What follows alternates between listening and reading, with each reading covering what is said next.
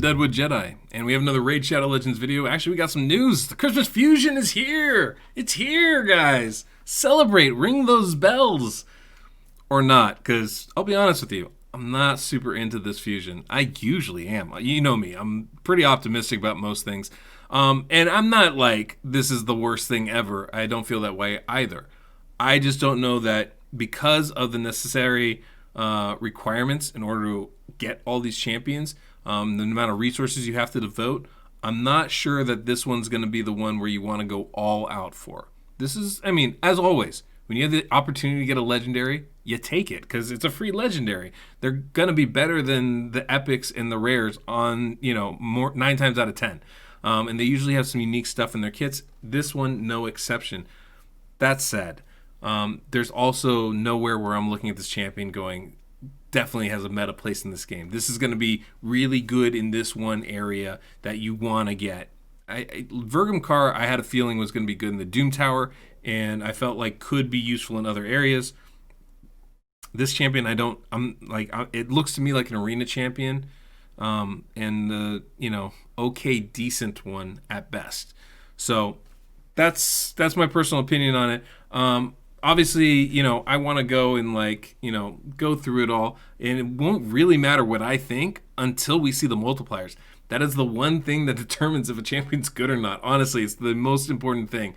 And so until I see that, until I see her in action, I don't really know. So that's why I say, if you have the opportunity, if it's easy for you to do, go for it. But if you're struggling, if you're a free-to-play player, you're a low-resource player, I don't know that this is the fusion to use those resources on. You might want to save it for the next one, because this one, it's really not shouting to me that this is a champion you need to have. Now, that said, I did go over all the champions already tonight. I kind of went over all of them, and like I've done this every other time, the video is 40 minutes long or something ridiculous. In addition to these champions, by the way, there's a whole bunch of other new champions that Plarium dropped all in the same patch that just aren't part of the fusion.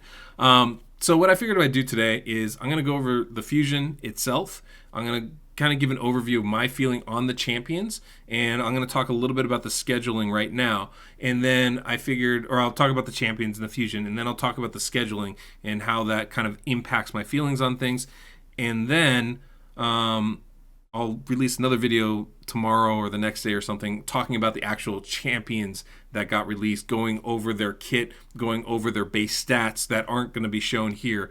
That way you can kind of see all the information you need to know. You can get my opinions on each one without having to sit through 40 minutes of film to do it. So let's go ahead, and I'm going to talk to you really quickly about, I already filmed this part, talk to you really quickly about the fusion, the champions themselves, which ones I think are worth going for, how I would break it up, how I would stagger my approach depending on the level of my account, and then we're going to go ahead and talk about the schedule itself. Okay, guys, so the real question is, which of these champions do we go for? As always, you got to weigh your own account, right? For myself, I want to collect all of them. I mean, that's just kind of where I'm at as content creator. It helps me be able to do more stuff, show you guys more things if I have all the champions available. That said, I'm not a huge fan of Pixniel. I think she's solid, definitely a legendary champion. Her base stats are good. Her abilities are interesting, but nothing about that screams to me, this is a champion I need to have. There's no place in the game currently where I see her really being used. I can see some potential in the arena as kind of an anti-Tormund thing, maybe. But even that, I don't feel like the percentage chances of that working are very high. Now, that said, I'm pretty sure one of two things are going to happen. Either A, she's going to work like Plarium expects, like Raid expects, and she's actually going to be a Tormund counter in the arena. Not 100%, but, removing and stealing enough freeze debuffs enough of the time to make her a worthy addition to a lot of gold 4, maybe some plat teams.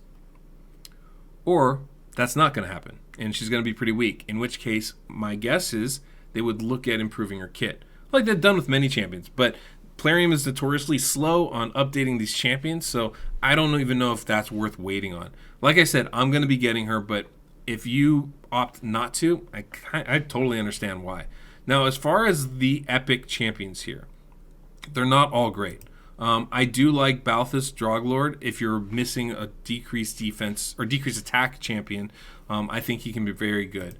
I think Alaric the Hooded is totally worth skipping. I'm not a fan of that kind of attack champion.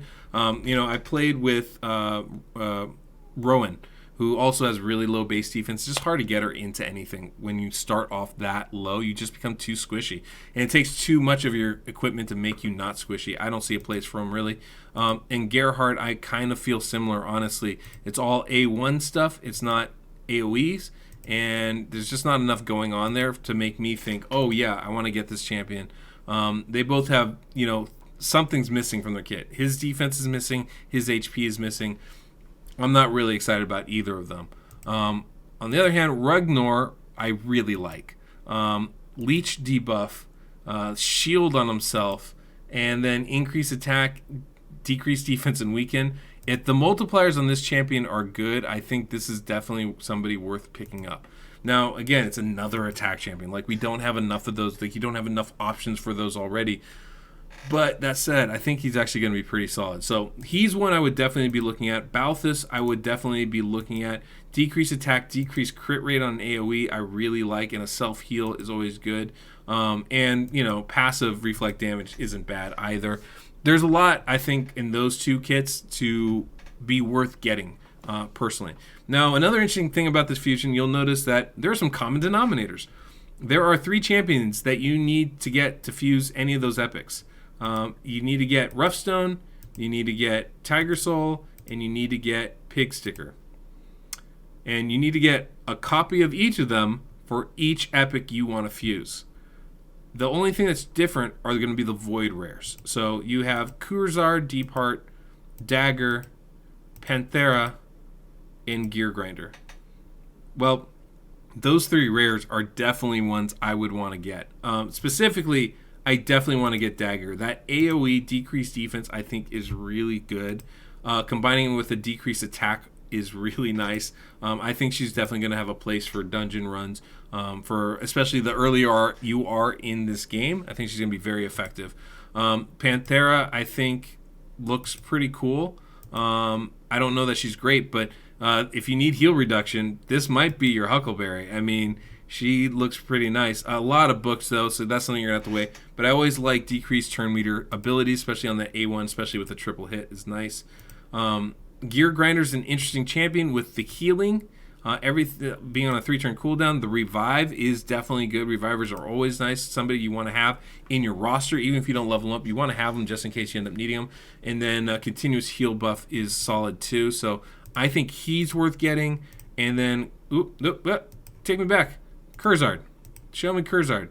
And then Kurzard I think is really good with the turn meter increase, the decreased speed, the AoE decreased defense, and the increased accuracy. I think there's definitely a place for him in this game too.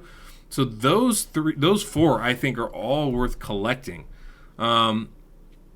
So if you want to fuse, that means you got to collect 2 of them, which is a little trickier. If talking about the other ones, Roughstone, I'm not really impressed until I know the multipliers of this champion. I don't see anything in this kit that makes me really want to get him. Obviously, there's some stuff in there that can be useful for different parts of the game, specifically the Doom Tower, but I don't think you want to, get and level up rares specifically for Doom Tower. Because eventually you're going to want to move past those champions. So I don't think these are champions you're going to want to get. Pig Sticker is kind of the same thing. Heal reduction on the A1, decrease max HP, decrease max HP. I'm not seeing anything else in this kit that's useful outside of Doom Tower. And again, this doesn't seem like somewhere I'd want to focus. And then Tiger Soul, we went over. Poison on the A1, the bad weaken on the A2, block debuffs and increased defense. There's not a lot here that makes me go, oh, got to get that champion either. So I don't mind picking up 4 copies of all those guys and just losing them. The Void champions, though, I think I definitely want to have a copy of each of them. I think I want to have a copy of each of them for myself to hold on to level up, to test out, because they look good. So my advice, not that you asked, but my advice for this fusion, if you can only get the rares, get the Void rares. Get them, level them up, keep them, enjoy. If you can get the epics, I would target Ragnar and Balthus. And the rest, skip them. It's not worth it. Honestly, they're not good. I don't think these 2 are going to be good. I don't know. Like, obviously, you never know till you test it, but, like, my expert opinion, I don't think they're going to be worth the effort. And then, if you can, and you want to, getting Pixniel is fine. I think that's a good choice. I don't think it's bad. I think she's still a legendary champion. She's still better than all these other champions combined. But I also don't know that it's worth all your resources to go out and get her. These fusions are hard. They're difficult. But they start tomorrow. So, yeah. Okay, guys. So if you go to the news little thing on the side of your raid screen, you're going to see the Festive Fusion event there. And that's going to have the full schedule of what's coming up and what you need to get. Now, obviously, you need to get those 4 epic champions in order to fuse Pixniel. Now, the question is, how do we get them? Well, I believe 3 of the 4 champions are available from different events.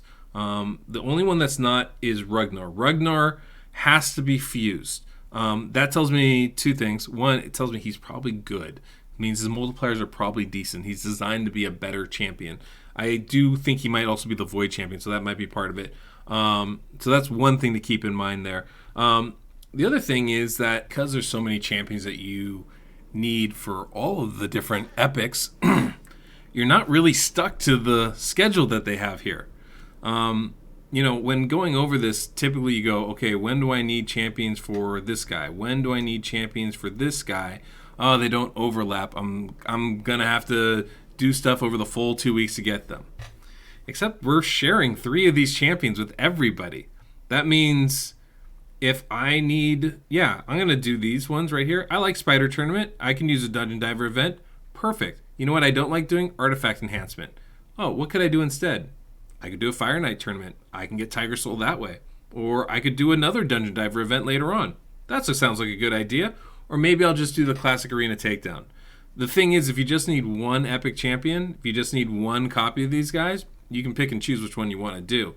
So when I'm looking at this, that's what I would look to see. What are the things that you do well? What are the stuff where it's going to be easy for you to get the champion and push for that? Now, for me, Spider Tournament's always easy, so I know I'll get Pig Sticker there, at least one copy. Any other spiders? No. I know, like any of the tournaments, I should be able to do and be able to get the rares. They're usually not that hard to get. They're not that deep into it, so I should be able to get them. The question becomes stuff like Artifact Enhancement. Do I want to do that? Or Champion Chase stuff. Do I want to do that? Champion Training. Those are always tough, too. They're usually long events. I'm usually working on them, just doing my normal stuff. So that might be a great way to get some of these champions. So I'm not too concerned about getting enough to get these 2 guys, personally, but that's something you guys want to keep in mind. What is it that's going to be easiest for you to get the epics that you want? And I'm talking, obviously, the people that aren't going for Pixniel herself. If you're not going for the Legendary, at least choose the free champions that are solid here. Ragnar looks good. And then Balthus looks decent. You know what I mean? I think they both have interesting places in this game. Now, I'm not saying they're going to be meta. None of these are Miscreated Monsters or Madame Cereses. They're not that good. But I do feel like both of those are definitely going to be champions you're going to want to push for in this game. And so looking at the events, figuring out the timing of what you want to do so that you're using the minimum amount of resources to get the maximum amount of rewards, that's only going to be to your benefit. The real question comes, do I want to fuse Pixniel? Now, I was pretty gung-ho on it. And the more I think about it, the more I'm actually thinking I might be better off saving my resources for things like the Doom Tower, quite frankly, or other content stuff. It's something I'm definitely going to be debating and thinking about.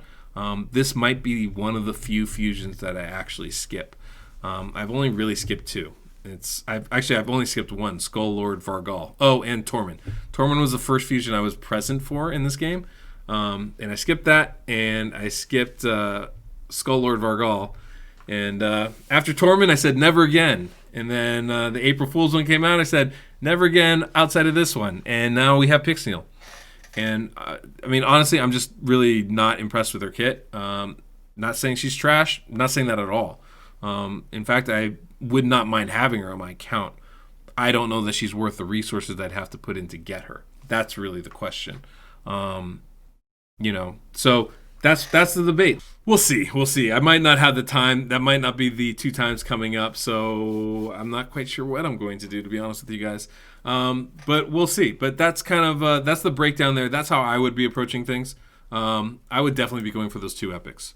Outside of that, honestly, it's got to be your call. I go outside of those 2 epics. Those 4 rares are the things I would be pulling for. and trying to get through this event. Do I go for Pixniel? I'm not sure. I'm really not sure. We'll have to see. Hopefully someone can pull Pixniel a little early, and I can see some videos, and that'll tell me, oh, I do want to get her or not.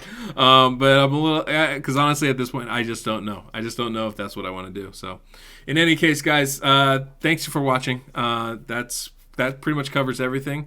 Yeah. So till next we meet, I'm the Deadwood Jedi.